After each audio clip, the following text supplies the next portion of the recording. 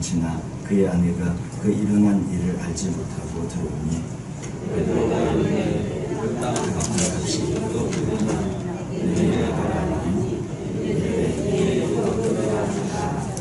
베드로가 이르되 너희가 어찌 함께 꾀하여 주의 영을 시험하려 하느냐. 또한 내 남편을 장사하고 오는 사람들의 발이 문 앞에 이르렀으니 또 너를 메어 내가 내라 하니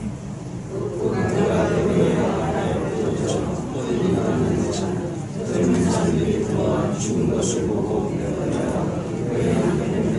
같이 읽겠습니다.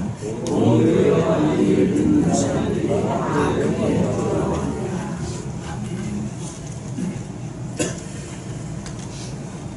오늘 저희가 읽은 말씀은 특별한 그런 이야기를 담고 있는데요.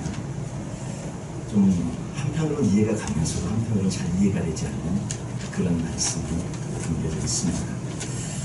이 앞뒤 배경은 그렇습니다.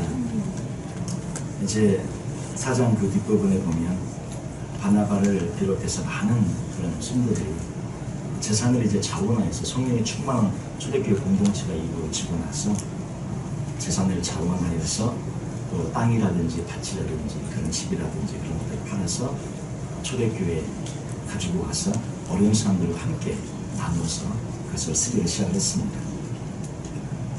이제 그런 배경을 저희가 염두에 두고 아마 아나니아 부부도 성경학자들이 이제 이것을 해석하기를 그런 분위기니까 전반적으로 좀 그런 분위기니까 아마 아나니아 이 부부도 그렇게 하겠다고 공동연히 이제 여러 사람들에게 이야기를 하고 또 자랑하고 선전하고 그렇게 하지 않았을까. 그리고 이제 밭을 팔리게 되지 않았을까. 이렇게 해석을 합니다. 근데 이제 막상 사도들에게 이것을 가져다가 다 바치려고 하니까 아까운 생각이 들었어요. 얼마를 한 반절 정도 감춘 것 같아요. 그리고 이제 나머지를 사도들에게 초대교회에 헌납을 하게 되어집니다. 근데 베드로는 이들 부부의 그런 잘못과 위선과 그런 거짓을 성령님을 통해서 알고 또 보고 있었죠. 그리고 그런 위선을 하나님께 거짓말을 한 것이라고 베드로가 지적을 합니다. 그리고 책망을 합니다. 이제 그 책망을 받고 나서 저희가 참 이해하기 어려운 부분이 오늘 나오는데요. 아나니아가 죽습니다. 사도행전은 그의 죽음을 엎드러져 혼이 떠났다 이렇게 표현해요. 이제 곧바로 젊은 사람들이 그 아나니아의 장례를 치르는데 이 사실을 모르는 아내가 그 삽비라가 한 3시간 정도 후에 돌아옵니다. 보통 이제 장례를 하면 저희가 뭐 가족에게 부고도 알리고 뭐 이렇게 하고 장례 절차를 보통 밟고 그러지 않겠습니까? 그런데 지금 이런 상황은 좀 갑작스럽게 장례가 죽어서 장례가 치러지는데 가족이 알리지도 않고 장례가 집행이 되어져요. 그러니까 이런 유대인의 보통 역사 가운데 이런 일들은 좀 특이한 케이스인데 그런 거는 어떤 뭔가 굉장히 잘못을 했을 때나 어떤 중환죄를 저질렀을 때나 어떤 문제가 있을 때 그렇게 바로 직결을 처분을 해야 될 때 그래서 사형이 집행된 때나 이럴 때는 바로 그 즉시로 장례를 이렇게 집행한다고 합니다. 그래서 이제 보통 같으면 일반적으로 아내에게 가족들에게 부부가 가고 이렇게 해야 되는데 아내가 남편이 죽은 줄을 몰랐어요. 죽은 줄을 모르고 3시간 후에 돌아왔는데 베드로가 묻죠. 똑같이 이 삽비라도 거짓말을 합니다. 근데 베드로가 그녀의 그 죽음을 비슷한 그런 말을 했을 때 그녀도 남편과 똑같은 모양으로 죽습니다. 이 사건을 알게 된 모든 그런 교회 식구들이 초대교회 모든 성도가 전체가 정말 굉장히 더 하나님을 경외하고 두려워하는 마음을 갖게 되고 정직과 성결에 더 힘쓰는 그런 모습으로 교회는 더 나은 방향으로 나아가게 되어집니다. 근데 이런 일이 왜 일어났을까? 저희가 이해하기 어렵잖아요. 이런 일로 죽음에까지 이르는 것을 저희가 볼 때 그 부분이 좀 이해하기가 어렵습니다. 왜 이런 죽음에까지 이렇게 이런 일들이 진행이 되어져야 했을까? 근데 아나니아와 삽비라의 어떤 그런 배경을 보면 중간에 팔고 나서 그랬다기보다는 처음부터 그런 마음이 의도적인 어떤 그런 마음이 어떤 교회를 속이려고 했던 그런 마음이 있었던 것 같습니다. 근데 베드로는 이것을 하나님을 속였다고 지적을 하고 있는 것이죠. 그래도 헌금을 하려고 그렇게 소유를 판 것은 얼마나 귀한 일입니까? 우리 중에 우리 보통 교회 역사 가운데 그 교회 한 20년, 30년 보통 한 교회를 섬기다 보면 평생 섬기는데 그런 전체 스토리 교회 역사 30년사, 40년사, 한 50년사를 쫙 펼쳐봐도 자기의 땅을 팔아 자기의 집을 팔아서 교회에 드렸다 하는 분은 한두 명 있을까 말까요, 사실. 그러지 않습니까? 주변에 혹시 계십니까? 예. 우리 주변에 혹시 우리 성도들 가운데 누가 계세요? 제가 모르고 있으면. 네. 그 정도로 드물어요. 그 정도로 귀합니다.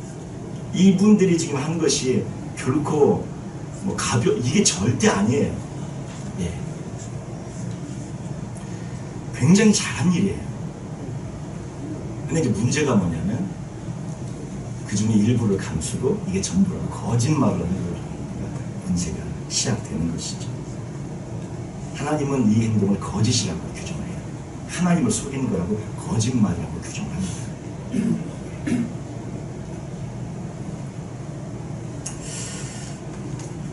근데 왜 그것에 대한 하나님의 그런 처결이 죽음에게까지 이르러야 했을까?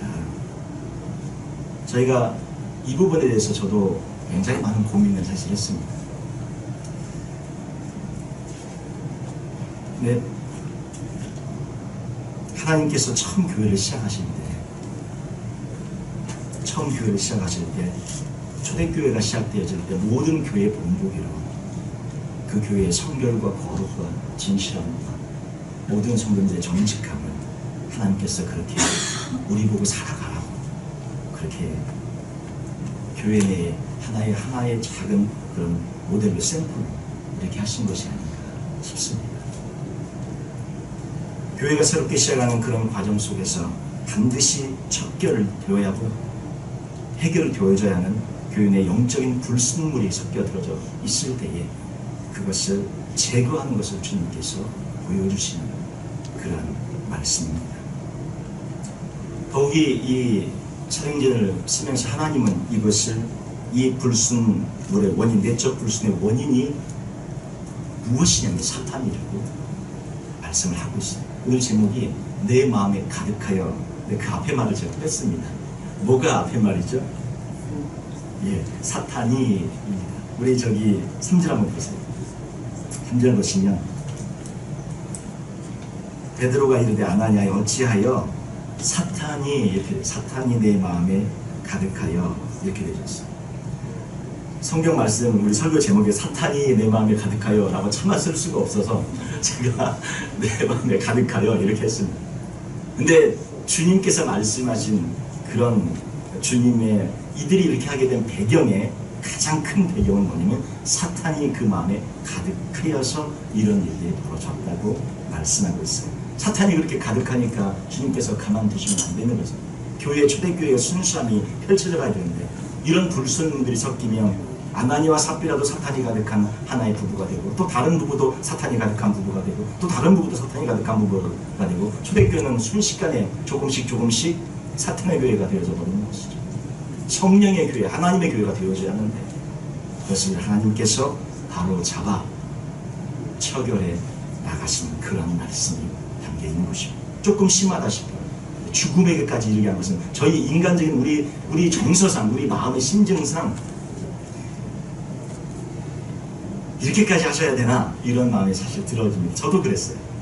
이 말씀을 수없이 읽었고 수없이 저희가 보았고 신앙생활 때 목회자가 됐을 때도 수없이 읽으면서 여전히 드는 고민은 그래도 하나님 그 정도 하지 마시고 어디 다리 하나만 살짝 부러뜨리든지 아니 어디 잠깐만 한 며칠만 쓰러졌다가 일어나게 하든지 그 정도도 될 것 같은데 죽음에게까지 아니요. 여기는 여전히 퀘스천 마크가 붙습니다. 그런데 하나님께서 하신 것이니까 가장 옳은 길로 하신 줄로 믿습니다. 가장 최선의 길로 주님이 하신 줄로 믿어요. 저희가 이해되고 안 되고를 떠나서 주님의 교회, 주님께서 다스려 가시는데 주님께서 뜻이 있으셔서 그렇게 하신 줄로 믿습니다. 저희가 그것을 다 이해할 수 없다 할지라도 그것을 우리 생각으로 이해하려고 한 것 자체가 문제인 것 같아요. 하나님이 하시는 거예요. 주님이 하신 거면 옳으신 줄로 믿습니다. 주님이 그렇게 하시는 거예요. 그리고 나서 11절에 오늘 저에게 읽은 마지막 말씀에 보면 누가는 이 아나니아 사건을 마무리하면서 복음서와 사도행전을 통하여서 처음으로 온 교회, 여기 교회가 에클레시아란 말이 나오는데 이때 처음 교회란 말이 등장합니다. 에클레시아. 에클레시아가 이때 등장해요. 이 단어를 사용합니다. 이 교회란 단어가 여기서 이 에클레시아란 말이 여기서부터 쓰여지기 시작하면서 진정한 교회라는 모습이 세워져가고 불순물이 사라진 하나님의 가장 이상적인 그런 교회가 세워져가는 것을 보여줍니다. 그래서 아나니아와 삽비라 사건은 너무 가혹한 그런 사건이 아니라 하나님의 교회가 이 땅 위에서 이루어야 할 가장 중요한 사명을 새롭게 하는, 그리고 교회가 어떻게 나아가야 할지를 말씀해주는 그런 본질적인 참 의미 있는 그런 사건이라고 생각이 되어집니다. 이 말씀을 통해서 저희가 몇 가지 교훈을 좀 살펴보고 싶습니다. 첫 번째는 지난 수요일에 저희가 살펴보았지만 사단이 우리 마음에 가득하게 차지할 수 있다는 것입니다. 사단이 내 마음에 가득하여, 이 말은 사단이 지금 귀신이 들렸다 그런 뜻이 아니죠. 귀신이 그 아나니아 삽비라를 포지션했다, 완전히 지금 귀신 들려서 마귀가 들려가지고 사단이 그 안에서 사단으로 변해가지고 사단처럼 지금 완전히 마귀가 들려가지고 사단이 지금 베드로 앞에, 성령 앞에 섰다, 이런 얘기가 아니고요. 여기 이 사단이 내 마음에 가득하여는 다른 이제 번역본을 보면 어찌하여 그대의 마음이 사단에게 흘려서 사단에게 미혹되어져서 이렇게 보여줬습니다. 사단이 주는 생각을 받아들여서, 사단이 주는 생각을 받아들였어요. 생각해 볼 수 있는 것은 이들은 3,000명의 회개하고 주 앞에 돌아올 때, 나중에 추가로 또 돌아와서 한 5,000명의 그런 초대교회 공동체가 되어졌을 때 그 안에 들어있었던 하나님의 자녀예요. 성령의 충만이 임했던 그런 하나님의 그 공동체에 있었던 그런 자녀들입니다. 그런 그들에게도 사단의 생각이 들어옵니다. 이것을 저희가 우리 수요일에 자세히 살펴보았죠. 그럴 수 있다고 늘 생각하고 말씀을 드렸습니다. 우리 안에 성령님이 거하시기 때문에 사단이 우리를 완전히 포지션하고 우리를 제하고 장악하고 그렇게 할 수는 없지만 사단이 우리 안에 생각을 넣어줄 수 있다는 거죠. 두 가지 예를 제가 말씀을 드렸는데 기억나십니까? 하나는 가룟 유다, 하나는 베드로였죠. 가룟 유다에게 요한복음 13장 2절에 마귀가 벌써 시몬의 아들 가룟 유다의 마음에 예수를 팔려는 생각을 넣었더니 하면서 그 마음에 예수를 팔고자 하는 생각을 사단이 넣어줘요. 그거를 알고 대적하고 싸워내야 되는데 가룟 유다는 그걸 안 한 거예요. 자기 생각이겠거니 그 아이디어겠거니 좋은 생각이겠거니 하고 그냥 거기에 사단의 생각인 줄 전혀 모르고 예수를 팔아버리죠. 또 베드로도 마찬가지입니다. 예수님이 이제 십자가를 져야겠다, 나는 이제 이 길로 가야 된다, 분단적으로 가야 된다 하니까 베드로가 주여 그리마옵소서, 그랬을 때 예수님께서 사탄한테 물러가라고 말씀합니다. 마태복음 16장 23절에 예수께서 돌이키시며 베드로에게 이르시되 사탄아 내 뒤로 물러가라, 너는 나를 넘어지게 하는 자로다. 네가 하나님의 일을 생각하지 아니하고 도리어 사람의 일을 생각하는도다 하시고. 지금 사탄아 그렇게 불러, 베드로가 사탄입니까? 베드로가 사탄은 아니에요. 베드로가 사탄이다, 사탄아, 근데 주님은 사탄아 내 뒤로 물러가라고 베드로를 사탄이라고 부르는데 베드로가 사탄인 건 아니죠. 다만 사탄이 준 생각을 좀 베드로가 그대로 자기 생각인 것처럼 아주 좋은 아이디어인 것처럼 주님에게 그것을 말을 하고 있는 것이죠. 그때 주님께서는 사탄아 내 뒤로 물러가라고 말씀을 하시는 것입니다. 우리가 위험할 때는 언제라고 그랬습니까? 늘 하나님의 도구라고만 우리가 생각할 때 위험하다고 그랬지. 사탄이 이렇게 우리 마음속에 이런 생각을 줄 수 있다는 것 자체를 생각하지 않고 살아갈 때가 위험하다고 그랬어요. 사탄이 마음에 넣어주는 생각을, 이것이 사탄이 준 생각인 것 자체를 모를 때 위험하고요. 내가 생각한 나의 생각이라고 생각할 때 위험하고, 심지어는 하나님이 주신 생각이라고 할 때 굉장히 위험합니다. 그리고 또 거기서 더한다는 게 더 심각하게 정말 위험한 경우는 내가 사탄의 생각을 좋은 생각이라고 그렇게 사탄의 생각을 말하고 있을 수도 있다는 것을 단 한 번도 생각하지 않는 경우 정말 위험하다고 말씀을 드렸습니다. 그래서 어떻게 하라고요? 부부끼리 서로 나 지금 사탄 된 거 아니냐고 서로 물어보라 그랬죠. 어떤 아이디어, 어떤 생각, 어떤 좋은 그런 번쩍 떠오르는 것, 이렇게 하면 좋겠다, 이게 하나님의 뜻인가 보다 생각이 들어질 때 배우자에게 체크업을 받으러 갔어요. 지금 내가 하는 말이 지금 사탄이 하고 있는 말이 혹시 아닐까? 저도 늘 이 말씀을 같이 나누면서 그런 말씀을 드렸어요. 저도 언제나 조심합니다. 왜냐면 저도 순식간에 사탄이 준 생각을 가지고서 그냥 제가 말한 것처럼 하나님이 말씀한 것처럼 그렇게 말할 수 있는 그런 하나의 연약한 인간일 뿐이기 때문이에요. 근데 이것을 알고 인식하고 내가 사탄의 생각을 사탄이 준 생각이구나, 이게 지금 내가 하는 말이 사탄의 말일 수 있구나, 생각이 사탄의 생각일 수 있구나 하고 스스로를 돌아보면 그게 좀 적어지겠죠. 근데 그런 생각조차 안 하고 그런 것들을 아예 감안하지 않는다면 사탄의 생각을 말하면서도 사탄의 생각을 받아들이면서도 그것이 하나님의 뜻인 줄 알고 자기의 생각인 줄 알고 그렇게 사탄의 도구가 되어져 버린 그런 일들 가운데로 들어갈 수 있게 되는 것이죠. 그래서 첫 번째로 이 말씀을 통해 저희가 생각해 본 것, 사탄이 내 마음에 가득하여질 수 있기 때문에 언제든지 이것이 사탄의 생각이 내 마음에 들어온 것인지 아닌지를 늘 분별하고 예수님의 이름으로 대적하고 주의 보혈로 대적하면서 내 안에 들어온 생각들과 싸워야 합니다. 생각이 하나님의 뜻이 아니에요. 내 안에 들어지는 그런 생각들이 하나님의 뜻이 아닙니다. 사탄이 그 생각 안에 역사에서 사탄의 생각을 심어줄 수 있기 때문에 언제나 내 생각과 싸우셔야 합니다. 내 마음과 싸우셔야 해요. 가만 놔두면 사탄이 우리의 마음에 가득하여질 수 있기 때문에, 사탄이 주는 생각을 받아들일 수 있기 때문에 늘 그것과 싸우시며 늘 주 앞에 기도하시며 겸손하시 무릎으로 나아가시는 우리 모두가 되시기를 주님의 이름으로 축원합니다. 두 번째는, 여기 이제 저는 지금까지 우리 교회를 섬기면서 단 한 번도 헌금에 대한 말씀을 한 적이 없습니다. 헌금이라든지 아니면 근데 오늘 본문은 그 부분을 다루고 있기 때문에 저희 본의가 아니게 어쩔 수 없이 다루고 있다는 것을 이해해 주시면 감사하겠습니다. 혹시 이 부분에서 목사님 오늘 왜 저러시나 그러시더라도 조금만 이해해 주시고, 지금 본문에 나와 있는 배경이 헌금이고 주 앞에 바치는 것이기 때문에 이것은 하나님의 말씀이기 때문에 다루고 갈 수밖에 없어서 말씀을 드리는 것이니, 제가 평소에 헌금 설교를 몇 번씩 했다면 또 하시나 보다 이럴 텐데, 제가 한 번도 그런 적이 없기 때문에 이해하시고 들으시면 감사하겠습니다. 본문에서 두 번째로 저희가 살펴봐야 될 교훈은 뭐냐면, 우리가 마땅히 헌금해야 할 부분 중에서 일부를 감추시면 안 됩니다. 하나님 앞에 드려야 될 헌금을 감추시면 안 된다는 거죠. 사도행전 4장 34절 그 윗부분에 4장에 보시면, 지금 5장 저희가 읽었잖아요. 앞부분을 보셔요. 4장 34절 보시면, 밭과 그 중에 가난한 사람이 없으니 이는 밭과 집 있는 자는 팔아 그 판 것의 값을 가져다가 사도들의 발 앞에 두매 그들이 각 사람의 필요를 따라 나누어 주니라. 구브로에서 난 레위족 사람이 있으니 이름은 요셉이라. 사도들이 일컬어 바나바라.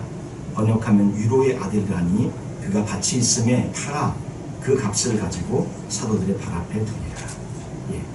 지금 초대교회는 성령으로 충만하여져서 한마음과 한뜻이 되어 서로 도왔으며, 사람들이 밭과 있는 집을 팔아서 교회로 가지고 왔어요. 지금 이 말씀을 통해서 교회로 있는 것을 다 팔아 가지고 와라, 지금 그런 말씀이 전혀 아닙니다. 지금 배경을 설명하고 있는 거예요. 근데 이단들 중에 특징이 뭐냐면 집 팔아서 가져오라고 그러고 땅 팔아서 가져오라고 하는데, 그런 교회는 가지 마십시오. 그런 교회는 대부분 이단이라고 알고 있습니다. 근데 이제 배경은 저희가 이해를 해야 되니까, 이게 바나바도 밭을 팔아서 가지고 왔는데, 이 밭이라고 쓰여진 단어가 아그로스라는 단어인데, 이 단어하고 아나니와 삽비라가 판 그 땅의 단어가 틀려요. 바나바가 팔았던 그 밭은 아그로스라는 단어의 그 규모는 큰 규모입니다. 근데 아나니아와 삽비라가 팔았던 그 땅은 호리온이라는 단어인데, 그거는 작은 규모의 땅이에요. 작은 밭. 베드로와 사도들 그 누구도 아나니아에게 삽비라에게 땅을 헌납하라고 하지 않았습니다. 땅을 판 후에도 전부를 헌금하라고 하지 않았어요. 바치는 것은 순전히 아나니아와 삽비라의 자유입니다.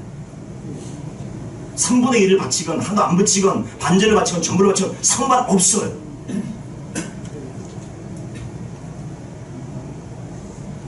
그런데 아나니아와 삽비라가 아마 초대교회 바나바가 이렇게 인정을 받고 큰 땅을 팔아서 바치면서 바나바 이름이 등장하면서 위로를 받고 또 이렇게 위로자로 또 이렇게 쓰여지는 것을 보고 정말 인정받고 싶어서 땅을 팔기 전에 사도들에게 땅을 팔면 땅값에 전부를 드리겠다고 선언하고 공언하고 공공연히 그렇게 얘기를 했을 것으로 성경학자들이 다 그렇게 보고 있습니다. 누구보다 자신들이 헌신된 사람인 것처럼, 이 초대교회 가장 중심에 선 사람인 것처럼 그렇게 보이고 싶은 욕망 때문에 많은 성도님들이 그렇게 제물을 드리니까 체면상 자기도 드리려고 하다가 나중에 가까운 생각이 들어서 일부를 감췄다고 이렇게 보고 있습니다. 많은 땅도 아닌 작은 땅이었어요. 작은 규모였습니다. 사도행전 5장 2절 3절 보시면 2절 보세요. 우리 한번 같이 한번 읽어볼까요? 5장 2절 3절 같이 보겠습니다. 그 값에서 얼마를 감춤해 그 안에도 아니더라. 얼마만 가져다가 서로들의 발 앞에 두니. 3절도 보겠습니다. 베드로가 이르되 아나니아야 어찌하여 사탄이 내 마음에 가득하여 내가 성령을 속이고 땅값 얼마를 감추었느냐. 여기 두 절에서 감추었다는 표현 나와요. 감추었다는 표현. 애초에 그냥 하나님 앞에 주님 저는 땅 팔았지만 저는 그냥 100분의 1만 드립니다. 저 나머지는 못 드립니다. 그러고 들으면 돼요. 주님 저는 그냥 땅 팔았는데 100분의 1도 아니고 1000분의 1만 드립니다. 그러면 되는 거예요. 문제가 아니에요 전혀. 그런데 어떻게 얘기를 하냐면 다 드리겠습니다. 다 바치겠습니다 해놓고는 뭐라고 그래요? 반절은 따로 감춰놓고 이게 전부 답니다. 여기에 문제가 시작됩니다. 큰 것도 아니고 작은 것을 드리면서 하나님을 속여요. 이게 전부라고 속여요. 감추다라는 뜻이 노스피조마이라는 그런 헬라어 단어인데 횡령하다는 뜻입니다. 횡령하다, 훔치다. 하나님의 것을 횡령하고 훔친 그 착복한 것입니다. 이들의 죄는 거짓말하고 성령을 속인 것입니다. 5장 3절에 보시면 베드로가 이르되 아나니아야 어찌하여 사탄이 내 마음에 가득하여 내가 성령을 속이고. 아니 왜 그럴 필요가 있어요? 그냥 주님 저는 이거밖에 못 바치니까 이것만 바치겠어요. 그러면 되죠. 그런데 아주 믿음 있는 것처럼 다 바치는 것처럼 하면서 전부를 바치는 것처럼 하면서 실제로는 따로 성령을 속이고 감추어 놓는데 문제가 발생되고 있는 것입니다. 5장 4절 보세요. 땅이 그대로 있을 때는 내 땅이 아니며 파묘해도 네 맘대로 할 수가 없다. 이 말이 그 말이죠. 그거 다 네 땅이고 네 맘대로 팔아서 네 맘대로 얼마든지 할 수 있다. 바쳐도 되고 안 바쳐도 되고 그 네 땅이다. 얼마든지 할 수 없더냐. 그런데 어찌하여 이 일을 내 마음에 두었느냐. 사람에게 거짓말한 것이 아니고 하나님께로다 말씀하셨어요. 다 드리는 것처럼 하면서 절반을 감춘 거예요. 반절이면 반절을 하면서 바쳤으면 얼마나 정직하고 진실했겠습니까? 괜찮아요. 그런데 반절 드리면서 다 드린 것처럼 일부를 드리면서 다 드리는 것처럼 하니까 문제가 되어졌던 것입니다. 성령을 속이고 교회를 속이고 하나님의 몸된 교회를 속였던 그런 일들이 벌어지게 된 거예요. 지금 문제는요, 아나니아와 삽비라하고 지금 베드로하고 문제가 있는 건가요? 아닙니다.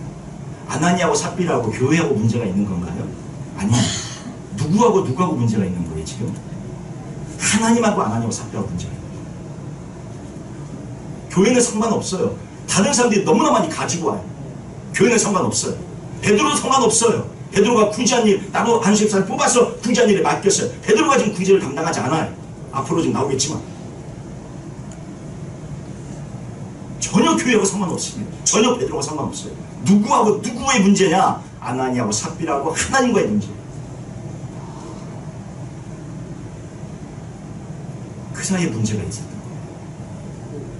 헌금은 하나님과의 문제입니다. 하나님 앞에 헌금해야 하는 것을 의도적으로 감추고 착복하고 횡령하시지 말기를 주님의 이름으로 축원드립니다. 헌금으로 하나님을 속이시면 안 돼요. 사람은 속습니다. 사람은 몰라요. 그러나 하나님은 속지 않으십니다. 우리의 중심을 정확하게 꿰뚫어 보고 계신 그 하나님 앞에 정직하고 진실하게 헌금하셔서 주 앞에 나아가시는 우리 모두가 되시기를 주님의 이름으로 축원드립니다. 더하면 시험 드실 것 같아서 제가 여기까지 하고 잠깐 말씀에 있는 것만 말씀하고 넘어가겠습니다. 세 번째, 부부는 좋은 쪽으로 인도하여 하나 되는, 부부 한 몸이라고 그랬잖아요. 지난주에 제가 뭐라고 말씀드렸습니다. 부부는 하나고 한 몸이라고 말씀드렸죠. 좋은 쪽으로 인도하여 하나 되어져야 합니다. 좋은 쪽으로. 오늘 본문은 나쁜 쪽으로 하나 됩니다. 나쁜 쪽으로. 부부는 좋은 쪽으로 하나 되셔야 돼요. 5장 2절 한번 다시 한번 보여주시겠어요? 2절. 자, 한번 같이 다시 한번 읽겠습니다. 그 값에서 얼마를 감추네 그 아내도 알더라. 얼마만 가져다가 서로들의 발 앞에 두니. 아내가 알아요, 몰라요? 알면 어떻게 해야 돼? 말려야지. 지금 이게 하나님을 속이고 성령을 속이고, 교회는 속아 넘어갈 수 있어요. 베드로는 속아 넘어갈 수 있어요. 그런데 지금 하나님의 사람이라는 사람들이 저러고 있으면 아내가 어떻게 해야 돼? 당신 큰일 난다. 어떻게 해요? 말려야죠. 아내도 알아요. 아는데 어떻게 해요? 함께 갑니다. 아내도 알더라. 여기 아내도 똑같은 생각이었던 거죠. 의미가 그렇습니다. 다른 성경에는 이 아내도 알더라 이 말을 어떻게 번역했냐면, 아내는 묵고하더라, 이렇게, 묵인하더라 이런 뜻이죠. 9절에 베드로도 삽비라에게, 자 9절 한번 보시겠어요? 9절 베드로가 이 삽비라에게 뭐라고 말하는지 한번 보시죠. 한번 같이 읽겠습니다. 베드로가 이르되 너희가 어찌 함께 꾀하여 주의 영혼을 시험하려 하냐. 자 여기까지 보겠습니다. 함께 뭐라 그래요? 꾀하여라고 얘기해요. 함께 꾀하여. 그러니까 둘이 지금 뭐라 그래요? 한 마음 한 뜻이었다는 거예요. 나쁜 쪽으로 한 마음 한 뜻이 되면 안 된다는 거예요. 그거는 왜 알고도 묵인하고, 왜 알고도 나쁜 일에 꾀하고. 자 이렇게 할 때 어떻게 해야 돼요? 한쪽이 다른 한쪽을 잡아주셔야 합니다. 한쪽이 다른 한쪽을 잡아주셔야 돼요. 잡아주실 수 있어요. 그게 부부예요. 한쪽이 잘못 가면 한쪽이 바른 말을 하셔야 돼요. 그리고 바른 말을 하면서 잡아오셔야 됩니다. 아나니아가 저렇게 꾀하면 삽비라가 당신이 그러면 큰일 난다. 안 된다. 차라리 애초에 그냥 우리가 팔았는데 그렇게 거짓말하지 말고 애초에 그냥 요거밖에 우리 못 드립니다 하고 그냥 그렇게 사실대로 해야 된다. 아니면 바치기로 했으면 전부 다 바치든지, 아니면 도중에 우리가 안 되니까 요거만 하겠습니다 그렇게 하든지. 당신 그러면 안 된다. 삽비라가 잡아줘야 돼요. 아나니아를. 만약에 삽비라가 여보 우리가 이거 다 바치면 우리 애들은 어떻게 키우고, 우리 뭐 당장 어떻게 해, 남편 그때는 믿음 있는 것처럼 그냥 우리가 헌신한다고 그냥 그랬지만 생각해보니까 그게 아닌 것 같아. 우리 그냥 반절 우리가 그냥 하자. 그럼 어떻게 해? 아나니아가 잡아줘야 돼. 당신 그러면 안 된다. 그러면 이실축구 하자 가서. 애초에 우리가 했지만 이만큼밖에 못하니까 이만큼 하겠습니다. 죄송합니다. 이러고 하든지, 아니면 애초에 하기로 했으니까 다 하자. 이렇게 아나니아가 삽비라가 그렇게 하더라도 잡아줘야 됩니다. 부부가 그 역할을 해야 돼요.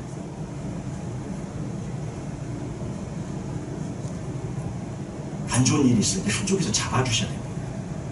그리고 잡아줄 수 있느냐? 예, 한 몸이기 때문에 할 수 있다고 했어요. 지난번에 우리가 에베소서 5장 31절 32절 본 것처럼, 그러므로 사람이 부모를 떠나 그의 아내와 합하여 그 둘이 한 육체가 될지니 이 비밀이 크다 그랬잖아요. 한 육체라, 원 플래시라 그랬잖아요. 한 몸이니까 잡아서 잘못되어진 걸 끌고 올 수 있다는 것입니다. 같이 그냥 나쁜 쪽으로 가시면 안 돼요. 부부는 그래서 하나됨을 통해서 서로서로 좋은 쪽으로 인도하셔야 합니다. 안 좋은 것을 그리고 묵인해서는 안 되고 함께 꾀해서는 안 됩니다. 베드로에게 삽비라가 진실하게 고백했다면, 나중에라도 세시한 게 왔을 때 그 사이에라도 회개하고 주 앞에 왔다면, 진실하게 고백했다면 삽비라 죽었을까요? 안 죽었을까요? 안 죽었어요. 아나니아 하나 끝났을 겁니다. 삽비라까지 끝까지 거짓말을 해요.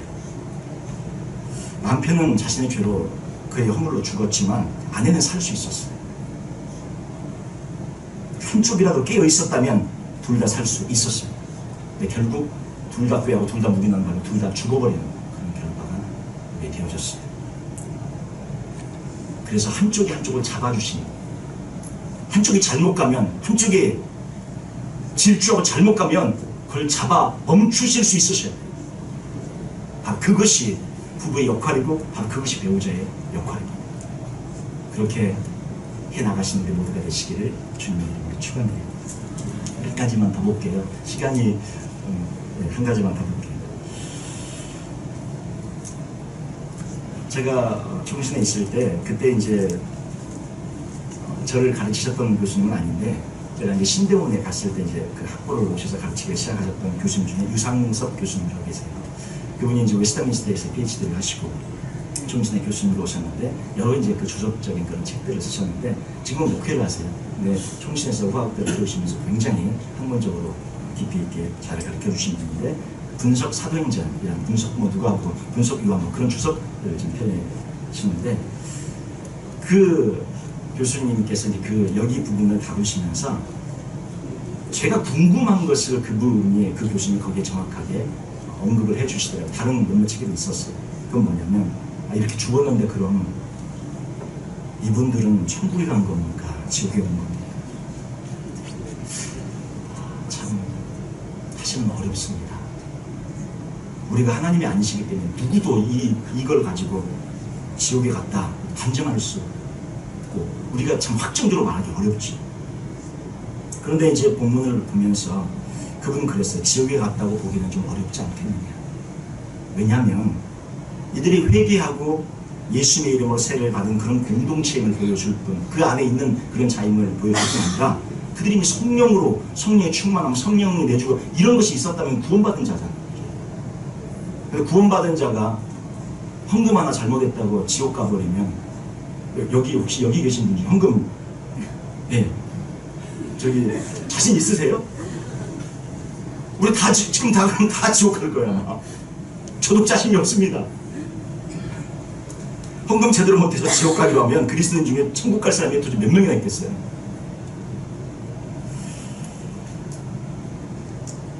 이들의 회개와 세례 진정한 것이었죠. 그리고 또 성령이 내주와 성령의 인도하심이 있었던 그런 사람들이었어요. 그러나 이들이 마지막에 보여주는 것은 참 문제가 있었죠. 잘못했어요. 성령을 속이려고 그랬고 하나님께 거짓말행했고 잘못 행했어요. 이들이 얻은 그런 만약에 이들이 구원을 받았다면 지옥에 갔다 보기 어렵지만 구원을 그들이 받았다면 고린도전서 3장 15절에 말하고 있는 것처럼 불 가운데서 얻는 것 같은 참으로 가장 부끄러운 그런 구원을 얻지 않았을까. 여기 남편의 쓰러짐과 죽음을 묘사한 단어가 있습니다. 자, 그 한번 보시죠. 남편의 쓰러짐과 죽음을 묘사한 단어가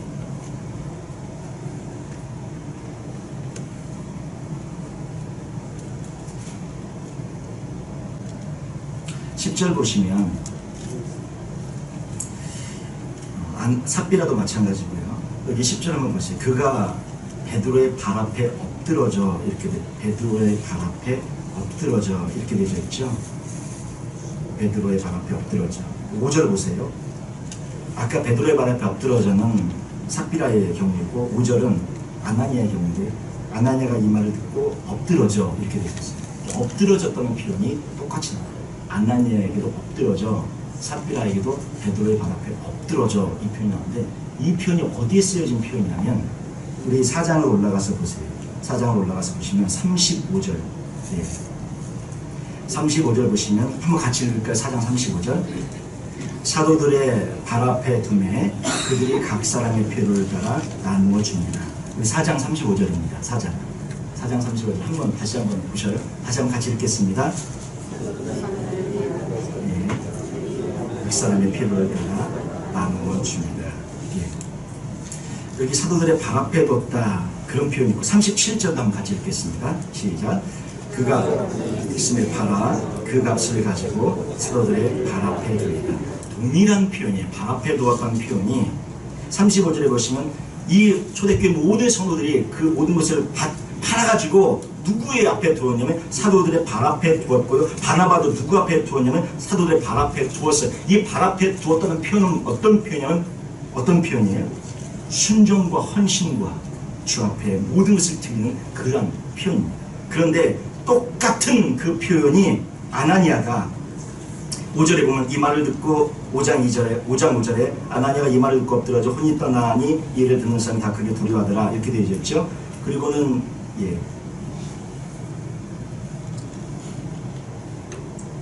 엎드러졌다는 그 표현, 이 말을 듣고 엎드러졌다는 이 표현, 여기 있는 엎드러졌다는 표현이 앞에 있는 사도를 발 앞에 두었다는 표현과 같은 표현이고요. 다시 또 뒤로 가셔서 10절에 곧 그가 베드로의 발 앞에 엎드러져, 여기 엎드러졌다는 이 표현이 삽비라가 엎드러졌는데 이 표현이 앞에 모든 걸 팔아서 사도의 발 앞에 두었다는 그 표현과 똑같은 표현이에요. 자, 그렇다면 어떤 의미가 될 수 있을까요? 이들이 천국에 갔냐 지옥에 갔냐, 저희가 여기서 우리가 사실 논한 문제는 아니라고 생각합니다. 이건 하나님께 가서 저희가 나중에 물어보고요. 근데 여기서 이 말씀을 저희가 생각해 볼 수 있는 것은 베드로의 발 앞에 아나니아가 엎드러졌고 삽비라가 엎드러졌어요. 근데 이 똑같은 표현이 수많은 성도들이 헌신한 그 헌신의 사도의 발 앞에 엎드러졌다고 똑같은 표현으로 쓰여지고 있는 것은 이들이 마지막에 죽음으로 하나님의 권세 앞에, 권위 앞에, 그런 사도의 권세의 권위 앞에 절대적으로 순종하며 나아가는 모습을 보여준다는 것을 저희들이 알 수 있습니다. 빈궁한 성도들의 그런 다 여러 가지를 모아서 구제를 위해서 재산을 내어놓은 그런 사람들도 사도들 앞에 순종하면서 하나님 앞에 순종하면서 그런 것을 내어놓았고, 또 바나바도 그렇게 하나님 앞에 권위 앞에 순종하면서 내어놓았고, 마지막에 불행하지만 죽음으로 아나니아와 삽비라도 하나님 앞에 순종하면서 내어놓는 그런 모습을 볼 수 있다는 것이죠. 죽음으로 순종하는 것입니다. 생명으로 회개하는 거예요. 생명으로 대가를 치는 것이고 회개에 합당한 열매를 자신의 생명으로 내어놓은 것입니다. 바로 그 순간에 주님 앞에 순종하면서 헌신하며 나아간 거예요. 그래서 그 이성석 교수를 비롯한 많은 그런 성경학자들이 그들을 지옥에 갔다고 단정하는 것은 우리가 좀 조심해야 되지 않을까, 이렇게 표현하고 있는 이유가 여기 있습니다. 이건 나중에 저희가 하늘나라 가서 하나님께 물어보도록 하고요. 이제 말씀을 마치고자 합니다. 내 마음에 가득한 것, 사탄이 우리 마음에 가득할 수 있다는 걸 늘 생각하시면서 그렇게 주님 앞에 나아가는 저희들이 되어지길 원합니다. 언제나 우리의 생각과 싸우셔야 돼요. 내 생각이 하나님의 생각이 아닐 수가 있어요. 많아요. 사탄이 불현듯 얼마나 많은 생각을 주는지 모릅니다. 싸우셔야 돼요. 그리고 지난 과거에 그런 부분들이 있었다면 주님 앞에 회개하면서 나오셔야 돼요. 그리고 두 번째는 우리가 마땅히 주 앞에 드려야 될 것들, 주님 앞에 또 믿음으로 나아가신 우리 모두가 되시길 바라고, 부부가 한쪽에서 한쪽을 잡아주셔야 됩니다.